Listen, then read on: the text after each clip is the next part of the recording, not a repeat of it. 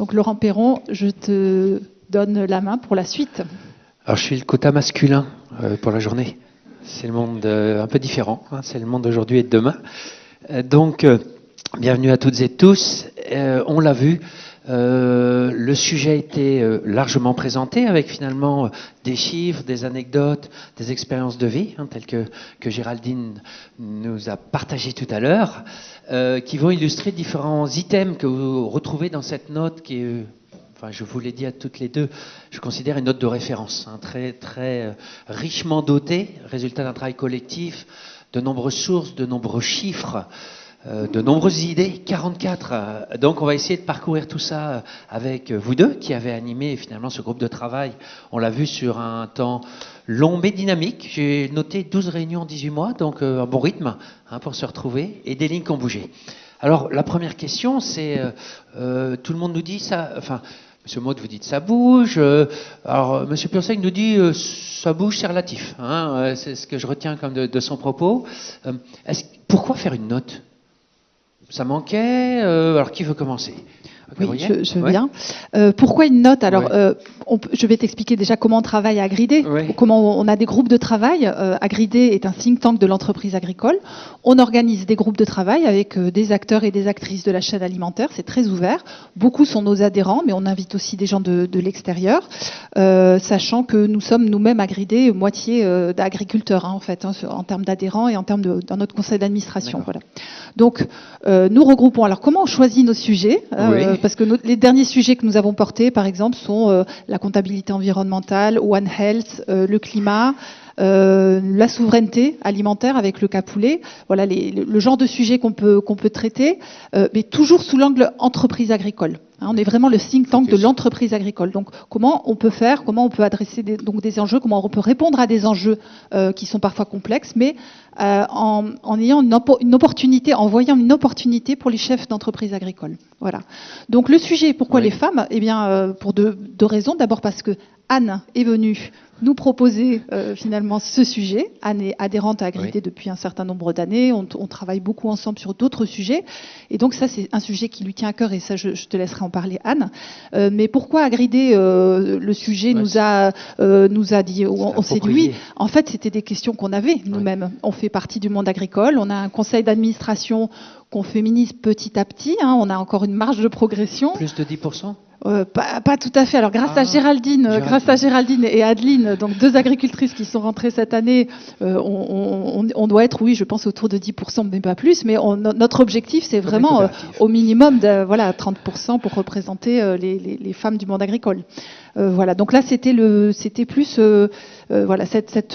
ensuite sur sur la question. Hein, une fois que la question est là, une fois que le sujet est là, pourquoi on traite ce sujet en particulier? Alors, ce sont les chiffres. On a fait une analyse chiffrée. Vous allez dans la note avoir beaucoup de chiffres et de références, mais c'est normal. Hein, c'est pour essayer d'être le plus objectif possible sur ce sujet qui n'est pas toujours, qui n'est pas toujours très bien compris. Donc on est parti des chiffres. Donc 26%, ce chiffre tout le monde le connaît, c'est 26% de chefs d'entreprise agricole. Alors on entend féminisation du monde agricole. Non, il n'y a pas de féminisation du monde agricole. Si on doit retenir quelque chose aujourd'hui, numériquement, il n'y a pas de féminisation du monde agricole. On a 26% de chefs d'entreprise depuis plus de 10 ans.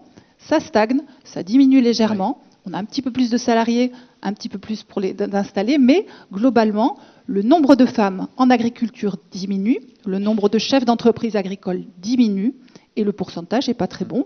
La tranche 40 ans, 50 ans diminue, ce qui veut dire que ça, en termes de renouvellement, c'est pas terrible.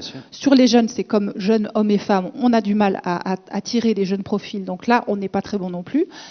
On va plutôt vers peut-être une diminution. Hein. Donc, il ne faut pas parler... C'est contre-intuitif. Hein. On avait tous cette idée de, oui, ça y est, la dynamique est en marche. Quantitativement, on ne le voit pas tant que ça. C'est ça. Et c'est contre-intuitif. Et c'est toute la difficulté de ce sujet parce que les femmes chefs d'agricoles, on commence à les voir finalement. On ne les voyait pas avant. On commence à les voir. On les voit sur les réseaux sociaux. On les voit. Elles ont, vous allez voir, hein, celles qui vont parler tout à l'heure, elles incarnent complètement la chef d'entreprise telle qu'on la voit chez Agridé, stratège, innovante, pleine d'idées, pleine d'envie. Donc, elles existent, elles sont là, on les voit et pourtant, nous, on dit il n'y a pas de féminisation. Donc, quelque part, il y a cette difficulté un peu à prendre le sujet au sérieux, se dire, bon, le progrès, voilà, les droits des femmes. Maintenant, on a tous, les femmes ont accès au statut de la même façon que les hommes. Elles peuvent les choisir. Donc, les droits sont les mêmes pour tout le monde. Le droit n'est pas genré. On nous l'a dit beaucoup pendant ces travaux. Il y a comme des lois.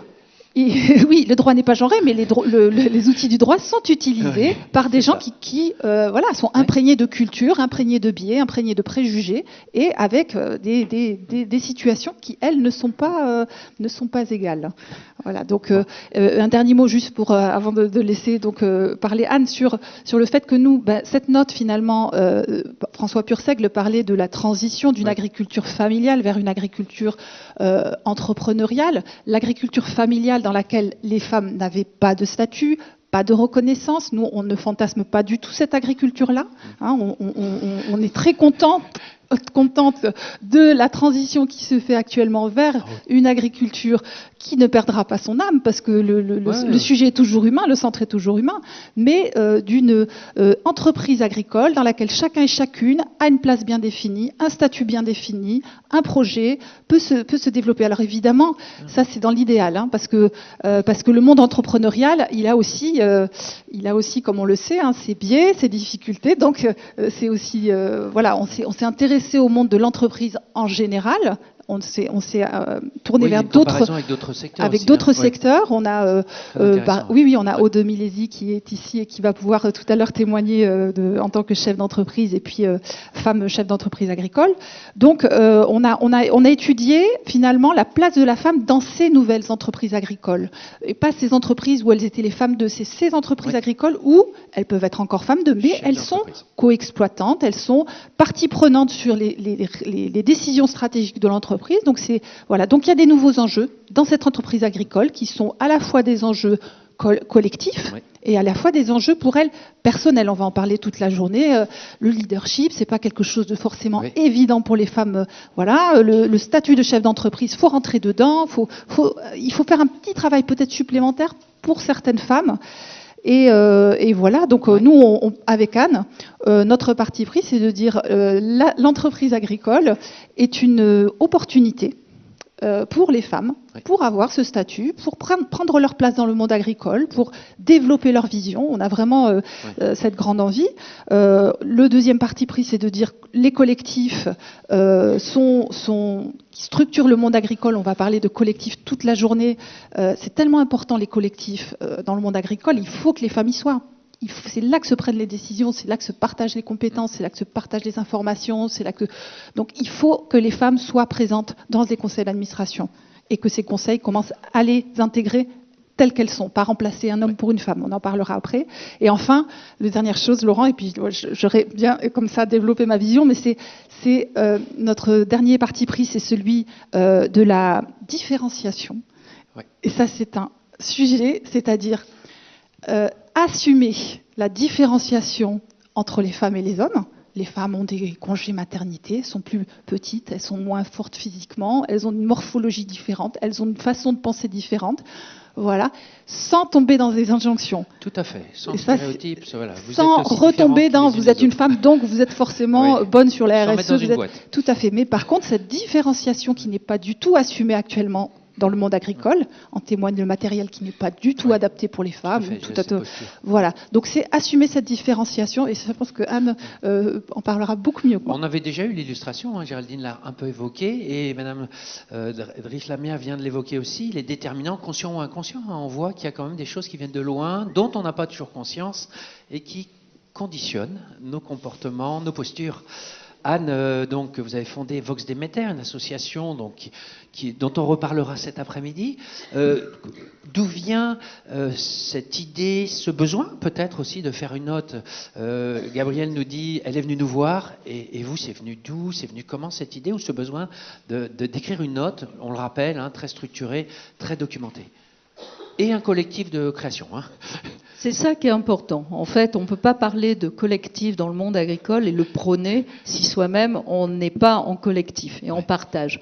Alors, ça a du bien, ça a du moins bien, c'est toujours un peu compliqué. Oui. Il faut s'ajuster, mais c'est ça qui fait la richesse des collectifs. Et effectivement, comme le rappelait Gabrielle, le collectif est important.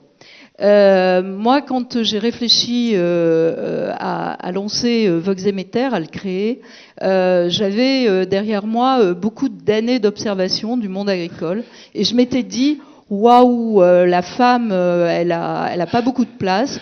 Waouh, et ce que disait Géraldine très bien, puisque moi j'ai travaillé dans les médias, donc c'est quelque chose qui m'avait beaucoup étonné, c'est que monsieur et madame étaient quelquefois, de très rares fois, présents sur les photos. En reportage, il y avait monsieur d'abord et madame, et quoi qu'il arrive, madame ne parlait pas. Elle était toujours en retrait.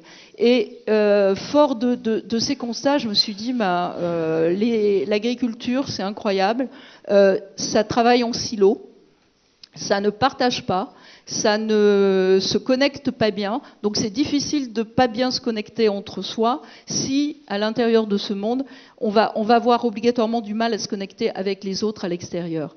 Et donc, je me suis dit, s'il y a quelque chose qui me touche particulièrement, c'est le statut des femmes, c'est la manière dont on les reconnaît ou pas. Et c'est plutôt le ou pas, vous le comprendrez bien, qui m'a motivé à fonder Voxemeter. Et Voxemeter, donc du coup, j'avais pas envie de créer un think tank. Le think tank Voxemeter, c'était pas au départ, en tout cas, mon objectif. Donc, d'où l'intérêt d'une collaboration. C'était très logique pour moi, ne pas refaire quelque chose, refaire une chapelle, etc. C'est pas du tout dans cet esprit-là que je voulais collaborer, que je voulais travailler. Et le sujet femme, eh bien, on voit. J'ai adoré quand Géraldine a reconnu, mais je pense qu'il y en avait plein d'autres, qui au départ du groupe de travail disaient qu'est-ce que c'est que ce truc, où elles vont nous emmener, etc. Et qu'est-ce qu'on va faire là-dedans pendant autant de temps, parce qu'apparemment ça dure au moins 1 an.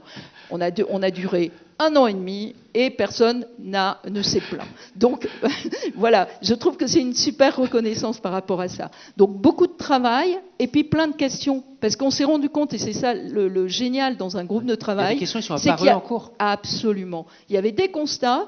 Il y a eu des moments très durs, effectivement, de partage, parce que d'intimité, de questionnement, et chacun s'est questionné.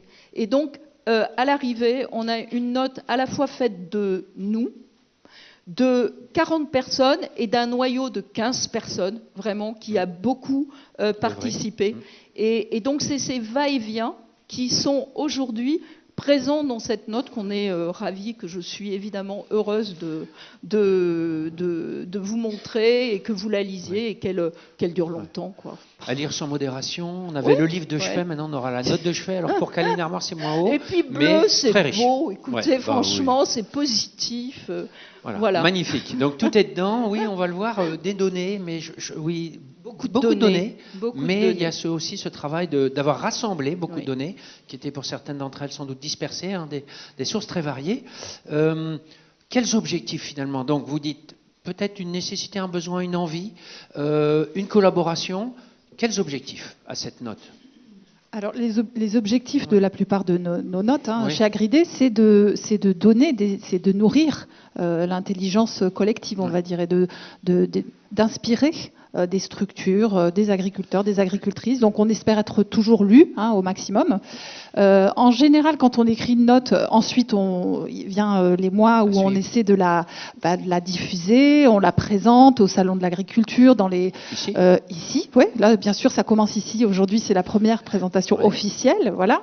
D'ailleurs la note est en libre accès sur notre site internet à partir d'aujourd'hui. Donc pour ceux qui nous entendent, vous pouvez accéder, comme toutes nos notes d'ailleurs. Et voilà. Alors le travail, on va dire, d'influence commence, puisque c'est notre travail. Donc nous on travaille essentiellement avec la chaîne alimentaire. Donc on a avec nos adhérents qui prennent les notes, qui participent au groupe, mais aussi qui ensuite vont diffuser les bonnes idées. On a aussi plein de gens de l'extérieur qui sont intéressés parce que dans leur structure ils travaillent ce sujet. Donc ça c'est encore une autre chose. Mais ce qui est intéressant vraiment à noter, c'est que nous ça fait 1 an et demi. Depuis le début le travail d'influence, le travail de changement, il s'est fait, et je dirais presque à notre insu. C'est-à-dire que, comme dit Anne, on a posé des questions à des gens qui ne s'étaient pas posé de questions. J'en ai plusieurs en fait ici, Ils se reconnaîtront ou ils se reconnaîtront. Oui, ils se reconnaîtront, ils et elles, parce que voilà. je fais partie de ces gens, c'est-à-dire que c'était pas mon idée. Le sujet femme, je voyais pas trop. J'étais un peu comme Géraldine. Je dis bon, 2024, est-ce qu'il y a vraiment un sujet femme? Bon, on est là. Elles sont chefs d'entreprise. Elles sont, si elles ont envie, elles vont dans les conseils d'administration. Après tout, voilà, elles n'ont qu'à avoir envie, quoi. Enfin, bon. Et en fait, quand on rentre dans le sujet, dans les chiffres d'abord, quand on rentre dans les témoignages, quand on commence à comprendre, en fait, on change notre vision. C'est notre vision entière qui change, et c'est ce que j'ai entendu en fait de la plupart en fait quand on présentait le sujet à une nouvelle structure, une nouvelle personne, on nous répondait souvent il n'y a pas de sujet, il n'y a pas de sujet. Vraiment, ça, il n'y a pas de sujet. Peut-être on en fera un livre un jour. Il est où le patron? Voilà, après, que vous connaissez bien, mesdames. Et puis il n'y a pas de sujet. Il n'y a pas de sujet. Voilà, il n'y a pas de sujet. Et c'est des gens de bonne foi qui le disent. Et j'avoue que moi-même, je me suis posé la question. Eh bien, ce qui est très intéressant, c'est que des gens de bonne foi retournent dans leur structure, réfléchissent, parlent avec, reviennent avec quelques infos et disent ah, en fait, il y a un sujet. Il y a un sujet. On ne sait pas encore trop jusqu'où, mais il y a un sujet. Donc et ensuite, l'étape d'après, c'est oui, qu'est-ce qu'on fait avec ces informations? Est-ce qu'on porte quelque chose dans notre structure? Est-ce qu'on porte un projet, etc. Voilà. Donc ça, c'est vraiment l'objectif pour vous côté Agridé, quoi. Exactement. Côté Agridé, c'est vraiment diffuser des idées. Diffuser. C'est ça. Donc une invitation à la partager le plus largement possible. Donc il faut le lire, il faut le partager, et puis on va voir, il y a d'autres choses qu'on pourra faire avec. Exactement. À la suite de la publication de cette note. Anne, finalement, un grand merci, parce que c'est à votre initiative. Hein. Pour les autres, il n'y avait pas de sujet, il n'y avait que vous, visiblement. Et donc, quelle volonté, quelle perspicacité, ténacité également. C'est quoi l'objectif? Pourquoi cette note? Oui, l'objectif de la note. Moi, c'est clairement faire bouger les choses, parce que ça me tient à cœur. Et je sais que l'entreprise peut être une solution. Le statut de chef d'entreprise, c'est entreprendre. Moi, j'entends entreprendre, j'entends progresser, j'entends se former. J'ai toujours dit qu'on était toujours en devenir. Donc, on doit se former tout le temps, quel que soit son âge. Tous les jours.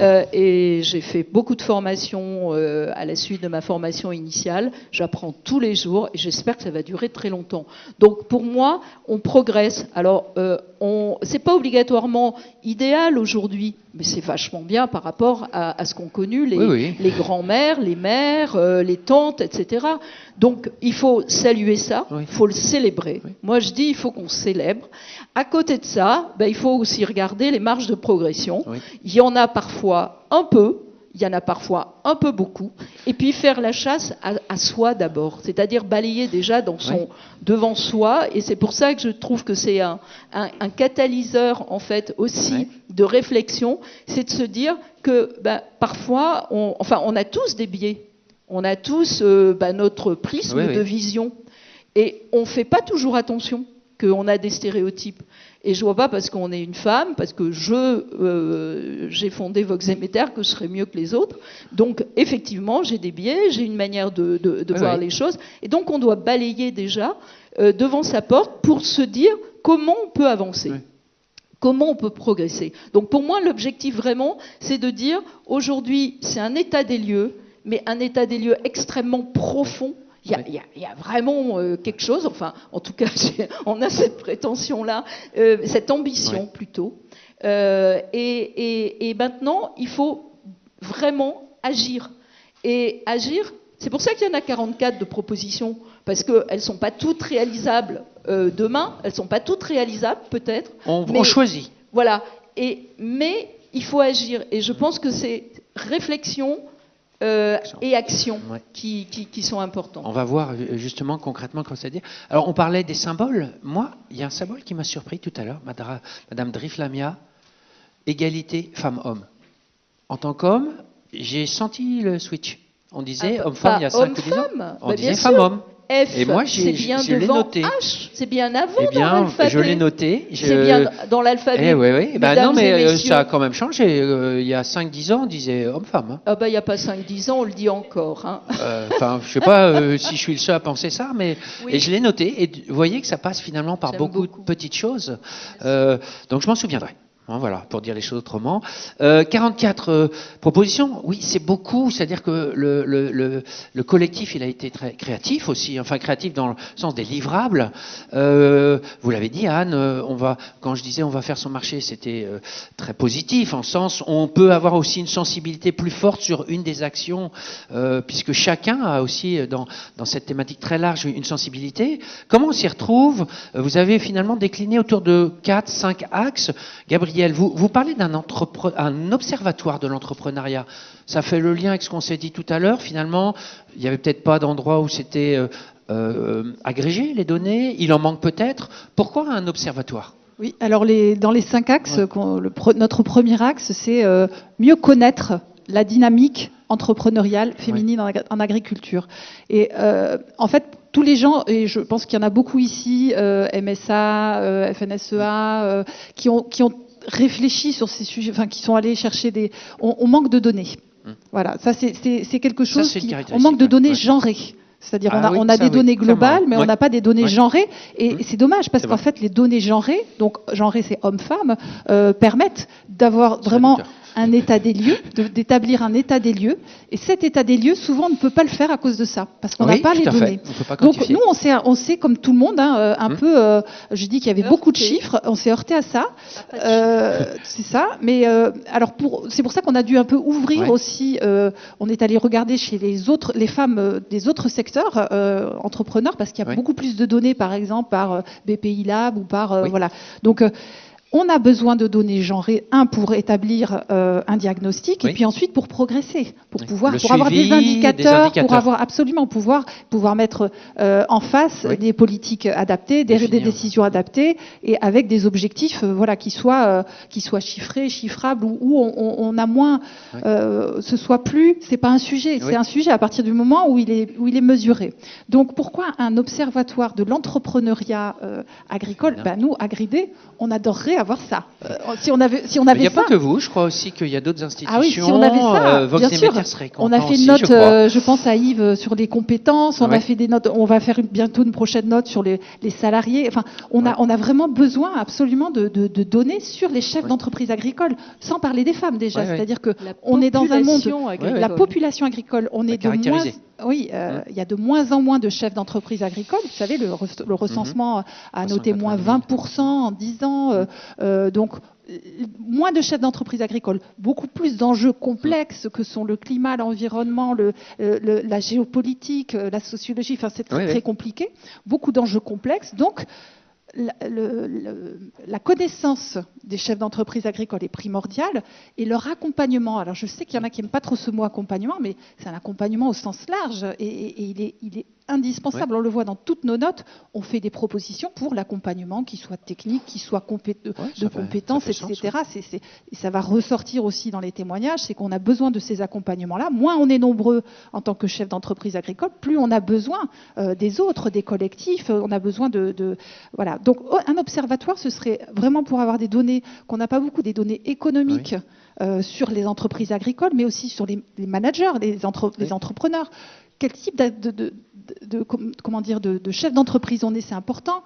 Comment on manage une entreprise. Alors les soft skills, on va en parler beaucoup. C'est-à-dire que vous voudriez des données pour essayer de caractériser le style de management. Exactement, parce que d'une part, on pourrait avoir une cartographie un peu des compétences, mais des besoins aussi. Tout à fait. Est-ce qu'on a besoin aujourd'hui?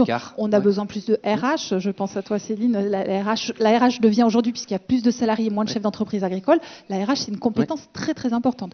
Donc là, on est vraiment sur de la donnée globale. Chef d'entreprise agricole, on en a vraiment besoin. Donc nous, on adorerait avoir ça, je vous dis, chez Agridé. Mais les femmes, évidemment, là, on pourrait voir immédiatement, si on a vraiment des données qui sont vraiment caractérisées femmes, hommes, on pourrait avoir les données pour les femmes, voir immédiatement est-ce que les femmes ont plus de problèmes à obtenir des financements.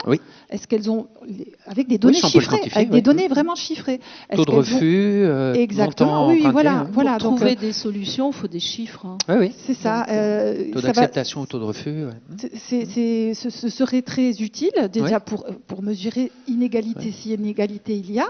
Voilà, il faut être honnête. Mais le recensement général agricole, il inclut ça déjà? Ou est-ce qu'il y a une demande de données économiques. Ah non, il n'y a pas de données économiques. Donc ça commence par là aussi. Oui. C'est-à-dire que là, on a quand même une photographie. On n'a pas, par exemple, le nombre de parts sociales que les femmes ont dans les sociétés. Il y a un GAEC entre époux. Bon, on ne sait pas combien. Proportion. Si c'est 99-1 ou si c'est 50-50, c'est pas la même chose. 49-51. Donc ce serait intéressant. Ça nous aiderait nous aussi à accompagner les femmes et les hommes mieux qu'avant. Et aussi, et c'est aussi pour elle, cet observatoire permettrait aussi, en complément aux structures, ça serait aussi pour les femmes, pour simplement savoir où elles en sont, dans quel se situer et puis se donner aussi des perspectives. Et quand on est chef d'entreprise, quel que soit le nom qu'on se donne, que ce soit paysanne, agricultrice, viticultrice, dirigeante, etc., je crois qu'on a besoin de savoir où on en est. Et je pense que là, on aurait un outil intéressant pour tout le monde, ne serait-ce que pour savoir que là, il y a un problème, là, c'est génial, et d'ajuster toutes les mesures que l'on peut prendre dans sa structure ou au niveau plus transversal des services politiques. Oui, ce qui confirme en objectivant, je ne suis pas toute seule. D'autres personnes ont les mêmes problématiques, voire les mêmes solutions, et de se situer sur une échelle, effectivement, avec des indicateurs de suivi.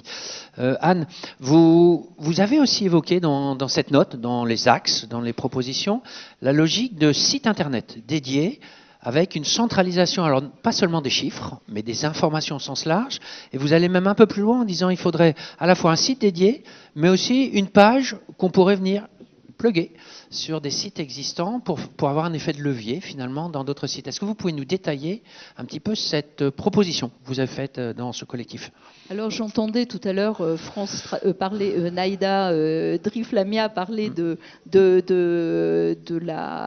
dispositif de France Stratégie. Pardon. France Active. France Active, excusez-moi. Qui est dans la note. Pardon.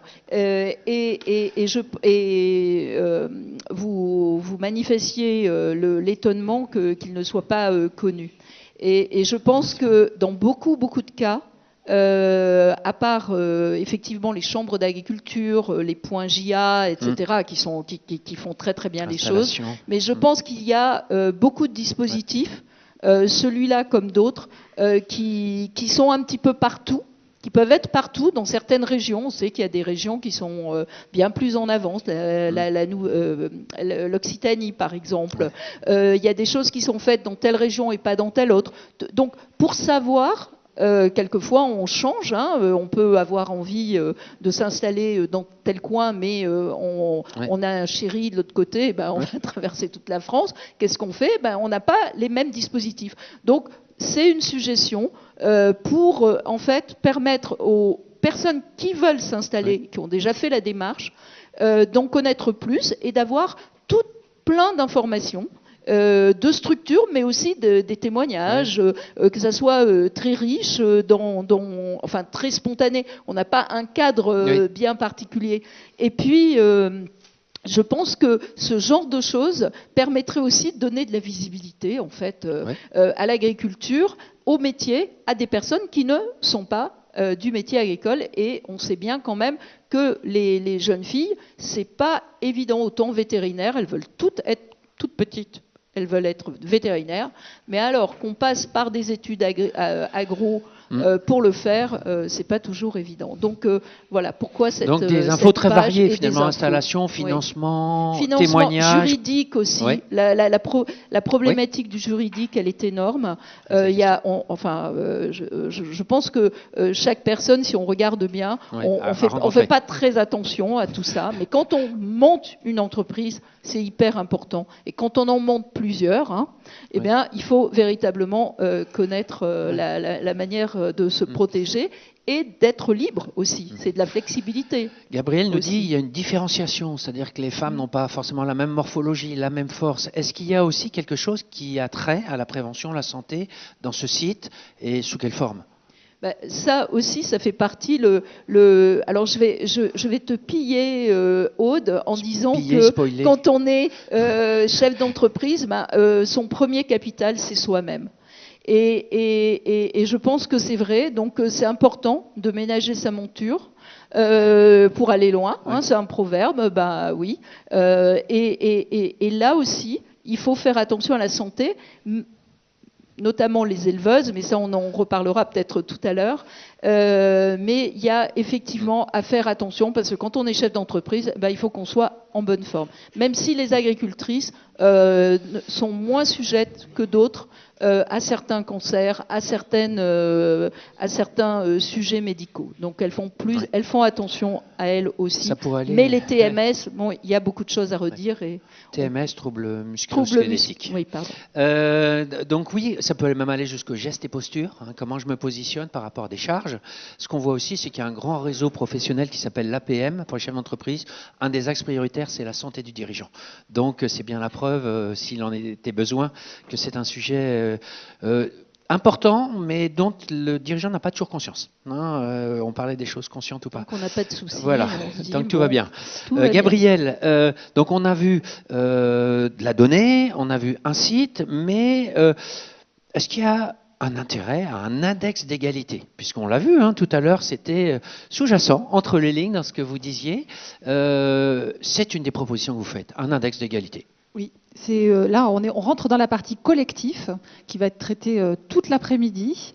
C'est un gros sujet, c'est pas un sujet que dans le monde agricole, c'est un sujet dans la société. Sauf que dans les grandes entreprises, les quotas ont été mis en place, donc c'est un peu réglé quelque part sur cette partie, en tout cas mixité dans les conseils d'administration. Là, nous, dans la note, on parle de deux types de collectifs. Des collectifs de pairs, qui sont PAIRS, collectifs, on va dire, de compétences, de matériel comme les CUMA, ou des groupements d'employeurs, ou bien, voilà. Donc ça, c'est vraiment des collectifs qui structurent. Évidemment, on pense aux coopératives, aux syndicats, donc on rentre après dans les instances, dans les collectifs des décisionnaires, donc les conseils d'administration des structures qui sont très importantes dans le monde agricole, qui décident des grands enjeux stratégiques pour l'agriculture. Donc les femmes n'y sont pas. Elles sont 10% dans les coopératives.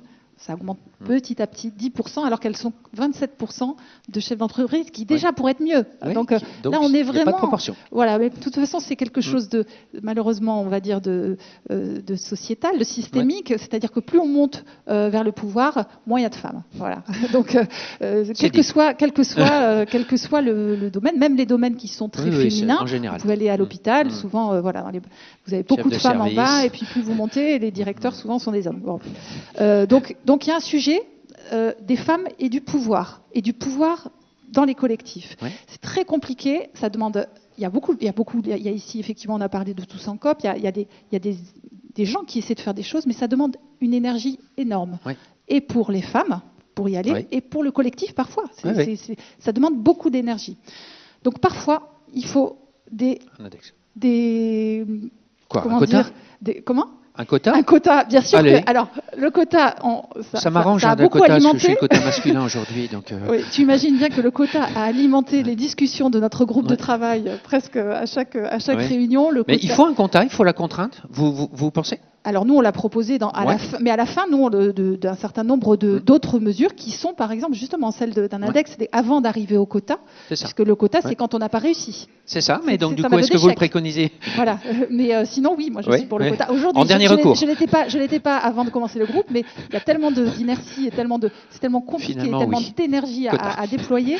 Pour qu'elles rentrent et pour qu'elles restent, parce que quand elles sont que 1 ou 2 dans les conseils d'administration, elles s'épuisent, souvent, et voilà. Elles abandonnent. Voilà. C'est ça qui est terrible. Donc, il y aura des témoignages là-dessus. Comme l'a dit Géraldine, il faut 35% d'une minorité dans un groupe pour qu'elle soit partie prenante de ce groupe. Et quand on parle des femmes, on peut parler des jeunes aussi. Tu voulais dire quelque chose ? Non. Je disais, en fait, c'est une chercheuse américaine. Et ce chiffre de 35% pour les minorités qu'on entend, c'est 1975. Donc 1975, nous sommes en 2024. On a un peu de mou, on peut faire mieux. Ouais. On peut faire. Alors, Gabriel, j'avais une autre question on a évoqué aussi finalement tout l'écosystème. On a évoqué les journalistes, les photos.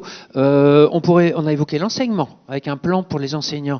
On peut évoquer les fournisseurs. On verra dans les témoignages finalement, quand on parle machine, on va s'adresser au mari, alors que c'est la femme qui est en charge des cultures au sens large. Est-ce qu'il y a aussi ce travail à faire, pas seulement vraiment directement sur l'exploitation ou le CA de la COP, mais aussi tout cet écosystème qui commence, dès l'enseignement. Oui, tout à fait. Mais juste, excuse-moi, j'ai pas répondu à ta question d'avant. Mais c'est pas grave, les gens s'en souviennent pas. J'ai raconté un petit peu le collectif, mais juste pour te dire en quoi l'index d'égalité. Oui. En fait, quand on est un collectif, qu'on publie un index d'égalité, il y a de la transparence. Donc, quelque part, on montre au monde extérieur. Oui, on objectif. Alors, les index d'égalité qui existent aujourd'hui, c'est plutôt dans les conseils d'administration, du privé. Enfin, ils concernent beaucoup des histoires de salaire, mais ça peut. Il y a aussi la parité, il y a aussi les opportunités, il y a aussi la formation, il y a aussi qu'est-ce qu'on fait pour voilà. Donc tout ça pourrait être quelque part montré. Alors le côté, bien sûr, c'est pas quelque chose qui peut être perçu de façon positive parce que c'est peut-être aussi une contrainte. Pas autant qu'un quota quand même, je tiens à le dire, mais en dernier recours. Mais c'est aussi un outil de transparence et c'est aussi montrer ce qu'on fait de bien parce qu'il y a des collectifs qui font plein de choses pour essayer. On va l'entendre aussi. Il y a vraiment c'est pas facile on le sait, nous aussi, on a du mal à féminiser notre conseil d'administration. Mais c'est voir le chemin parcouru aussi. C'est-à-dire de faire un point régulier, on n'est peut-être pas au bout, mais on a progressé. C'est ça. Donc c'est un outil de communication envers l'extérieur, envers la société, montrer ce qu'on fait de bien aussi. C'est pas que montrer, voilà. Et pour ta deuxième question, non, ça y est, on l'a vu, l'écosystème, l'idée d'élargir. Voilà. Anne, donc on voit un écosystème avec un index, un site, on a vu des chiffres, mais aussi il y a les conditions, l'accompagnement, avec un thème qui a été très moyennement évoqué, je pense, c'est le congé maternité. C'est-à-dire qui est quand même un moment important pour la famille, pour la femme en particulier, avec tous les changements que ça induit. Vous avez fait un focus là-dessus, en disant l'accès, le dispositif, le remplacement. Il y a beaucoup de choses déjà, rien que sur ce sujet-là.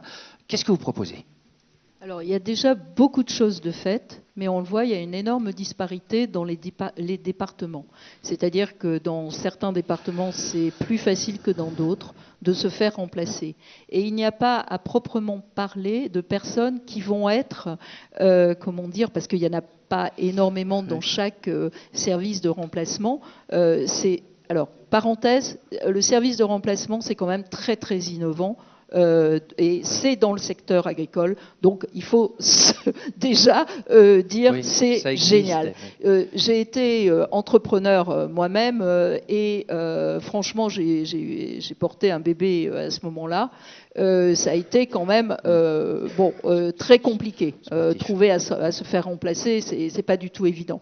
Donc c'est génial que ça existe. Sauf que il n'y a pas beaucoup de monde. Et que c'est pas obligatoirement la grossesse qui est privilégiée, le remplacement de grossesse qui est privilégié. Et puis on le sait bien quand on a eu un enfant ou plusieurs, c'est que chaque grossesse est différente et donc on croit que tout va aller bien, manque de peau ça va pas bien, on doit s'arrêter. Donc le fait de pouvoir se faire remplacer, c'est pas évident. Et puis même si on combat l'idée que le monde agricole et l'agriculture, c'est pour les mecs très forts, etc., ça n'empêche qu'il faut un minimum de temps en temps de force, qu'il faut, on court partout, qu'on fait beaucoup de choses. Et donc, c'est pas toujours évident d'être enceinte, etc., etc. Donc, on trouvait que c'était important de focaliser, là encore, sur le bien-être de la femme, sur le bien-être de la chef d'entreprise, et de dire, je pense que il y a des choses qui sont faites, mais il faudrait aller plus loin. Alors, on n'a pas la réponse. Attention, là, c'est vraiment une sensibilité. On ne pouvait pas passer à côté de ça. On ne pouvait pas parce que c'est trop important. Et si on craint, en tant que jeune femme qui ne connaît pas le monde agricole ou qui est dans le milieu agricole, mais qui se dit, moi, je préfère être salariée, c'est ce que disent pas mal, hein, je préfère être salarié d'abord, je m'installerai plus tard parce que à ce moment-là, j'aurais déjà fait mes enfants, en gros. Hein. Et donc, peut-être qu'il y a des opportunités qu'on pourrait, peut-être des jeunes femmes pourraient venir plus tôt, etc., etc. Donc, c'est plus de se dire, attention, warning, parce que là, il y a vraiment quelque chose d'important. Et il y a beaucoup de femmes, je pense à Anne-Cécile Suzanne, qui portent aussi ce sujet, mais il y en a plein d'autres. Beaucoup de structures le portent, et je pense que c'est important. Donc il fallait qu'on dise qu'on l'avait bien vu, évidemment. C'était important. Oui. Au-delà de dire qu'on l'a vu, il y a des choses concrètes. On soutient toutes celles et tous ceux qui portent ce sujet. Et Laurent, excuse-moi, juste pour rebondir sur ce que dit Anne, on a aussi parlé de congé paternité. Oui, je parlais de la place des hommes, c'était ma question. Oui, après, très important le congé paternité. Oui. Quelle place des hommes sur cette thématique? Quelle est la place des hommes, bien sûr, dans la famille, puisque si on veut qu'il y ait des femmes qui aillent dans les conseils d'administration qui s'engagent, les tâches ménagères aussi. Il faut des pères qui assurent la famille. Et en fait, le partage du pouvoir d'un côté avec les femmes s'accompagne d'un partage aussi de la sphère familiale, des tâches de la sphère familiale avec les hommes. Et c'est vraiment une progression de l'ensemble de la société. Et donc, congé paternité très important parce que les parents aujourd'hui, c'est des jeunes papas aussi. C'est aussi des jeunes papas qui vont à la sortie des écoles, qui fait voilà. Donc voilà. Tout à fait. Très bien de le rappeler, Gabriel, la place des hommes sur cette thématique. À toutes les deux, au dernier axe, vous évoquez la logique de réseau. Alors vous dites qu'il y a deux options. Soit on crée des réseaux féminins entrepreneurs agricoles, enfin chefs d'entreprise agricoles, soit on propose aux femmes de rejoindre des réseaux féminins existants, FCE, Bouge ta boîte, enfin il y en a un certain nombre. Est-ce que vous pouvez expliquer l'intérêt finalement de ces réseaux? Alors, on l'a vu un petit peu tout à l'heure, mais en résumé. Pourquoi vous préconisez soit de créer et de se rassembler seulement agricole, soit réseau féminin, tout secteur confondu? Qui veut commencer? Anne? Les chefs d'entreprise le disent, on est seul quand on est chef d'entreprise, que ce soit agricole ou sur n'importe quelle entreprise. Et on peut avoir des partenaires, on peut avoir bien sûr des fournisseurs, mais le réseau permet d'enrichir vraiment déjà se sortir soi-même de son exploitation, rencontrer des gens, et puis se nourrir en fait, être inspiré et puis nouer des relations, parce que les bonnes pratiques, moi je sais ce que je fais, mais toi tu sais pas à côté, en discutant, tiens, toi tu fais ça, etc. Donc ça c'est très chouette. Et ce qu'on trouvait bien, c'était de dire, il y a des réseaux en agriculture, des groupes de parole de femmes. Laurence Cormier est là et voilà. Donc avec les ailes de la terre, il y en a d'autres, mais voilà, c'est des moments de partage. Elle en parlerait beaucoup mieux que moi, qui sont importants. Mais par moment, ça ne suffit pas. Ça peut, on peut avoir les deux, on peut en avoir 3 ou 4. C'est pas exhaustif. C'est important d'aller chercher de s'immerger dans son territoire. Et dans le territoire, il y a des réseaux de femmes. Et avant de te passer la parole, parce que tu as sans doute quelque chose encore à dire, c'était que, en fait, c'est plus naturel chez les hommes, le réseau, semble-t-il. C'est pas moi qui le dis. Et en revanche, chez les femmes, c'est beaucoup moins naturel. Et toutes les chefs d'entreprise, mais je crois qu'on va en reparler et elles le diront beaucoup mieux, tout à l'heure, c'est important d'être en réseau. Voilà. Importance. Gabriel, vous confirmez importance du réseau? Oui, quel bénéfice attendu? Oui, d'autant que je le répète, il y a de moins en moins de chefs d'entreprise agricole. Avant, il y avait des choses qui se faisaient collectivement. La moisson, c'était un moment de collectif.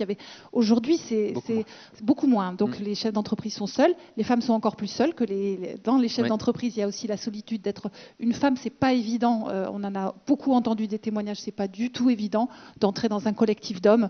Une femme, peut-être Anne Guillaumin pourra nous parler de elle est seule femme dans une CUMA. C'était pas facile d'y aller et elle a fini par y aller parce qu'elle est il faut y aller quand même. Et ça se passe bien, mais c'est vrai que c'est compliqué en fait. C'est un effort. Donc l'intérêt aussi de se échanger, mais aussi quelque part donc, se donner de l'énergie. Voilà. Donc là, c'est se soutenir et puis c'est aussi une culture entrepreneuriale. On l'a dit, Purseigle l'a dit, François Purseigle l'a dit, l'entreprise, on devient, quand on est agriculteur, un entrepreneur agricole. Tout à fait. Donc, chef d'entreprise, ça ne s'invente pas. Il y a des compétences qui s'acquièrent, des compétences de management, des savoir-être aussi, des soft skills. Il y a plein de choses, il y a un travail sur soi qui est très important, et je pense que c'est collectif, c'est un vrai moteur pour ça. C'est vraiment, on va aller, il y a des formations. Alors, Céline, tu nous parleras certainement de l'APM tout à l'heure. On aura des témoignages ici. Donc il faudra parler en fait. Aude Milési aussi. Donc voilà. Alors il y a deux types il y a des réseaux purement féminins et des réseaux mixtes. On aura un témoignage de chaque, donc ce sera intéressant de voir ce qui. Dans des voilà. réseaux mixtes. Le côté uniquement entre femmes, c'est aussi pour. Il faut savoir qu'il y a beaucoup de femmes qui manquent de confiance en elles. Les hommes, ça existe aussi évidemment, mais chez les femmes, c'est un petit peu moins. Voilà. La confiance en soi, c'est un vrai sujet.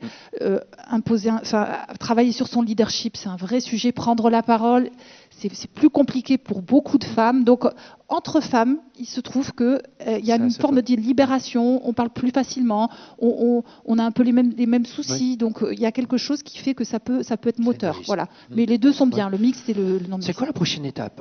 Vous avez fait donc vous avez synthétisé ce travail collectif, 18 mois, 12 réunions, 40 personnes, dont 15 qui étaient le cœur, très régulièrement impliqués dans les réunions.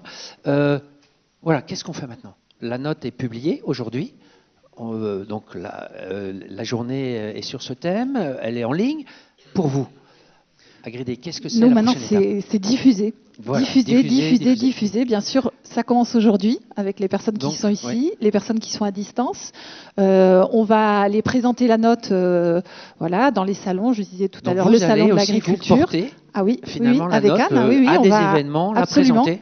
Absolument. Donc en espérant, mais ce que je disais tout à l'heure, il y a déjà des gens qui se sont inspirés, il y a des gens qui se sont mis en mouvement, il y a déjà des gens qui ont fait des propositions depuis le début des 18 mois jusqu'à aujourd'hui. Donc il y a déjà un travail, voilà, mais c'est continuer à diffuser. Et puis je laisse parler Anne pour Vox-Demeter, mais c'est vrai qu'on a, je suis aussi un petit peu, je suis d'un côté Agridé et de l'autre, je suis aussi Vox-Demeter. Donc on va voir vos côtés Vox-Demeter. C'est pas du côté du cœur. Ah c'est vrai. Et donc Gabriel, ce qu'on voit, c'est, moi je pense qu'il est important aussi, c'est que c'est une note, moi que je considère de référence, donc elle ne va pas s'user très vite. Contrairement à des documents qui sont un peu actualité dite chaude, qui vieillissent très vite, là on a quand même de la matière pour un bon moment. Donc même dans 6 mois, 1 an, je pense qu'on pourra encore l'utiliser. Donc la diffusion, c'est dommage. Comment c'est dommage en même temps. De quoi, de le faire dans 1 an? Non. Je dis si dans 1 an on la diffuse encore, et je le crois qu'elle sera toujours actuelle. Je faisais un petit clin d'œil en disant logiquement, elle ne devrait pas vivre longtemps. Voilà. Voilà. J'espère qu'elle va marquer suffisamment les esprits et servir là aussi de dynamiseur par rapport à tout ce qui est fait déjà, mais d'aller un petit peu plus loin. Et de s'embarquer. Voilà, moi, c'est. Qu'est-ce que vous en faites, vous, au niveau de Vox-Demeter? La note est publiée. Alors moi j'ai envie d'agir. Moi je suis plutôt dans le faire. J'aime beaucoup réfléchir. Oui, j'aime bien. J'aime bien écrire. Mais je me dis toujours, parler, la parlotte. Alors les femmes, les stéréotypes, les femmes discutent, et puis bon.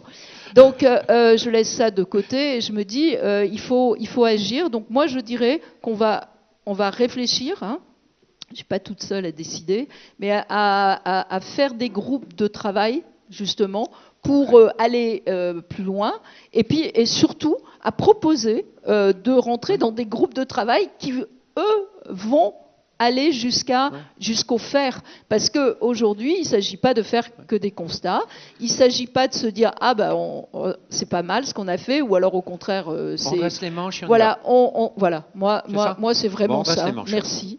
Merci beaucoup, je crois qu'on peut les applaudir. Bravo. Merci.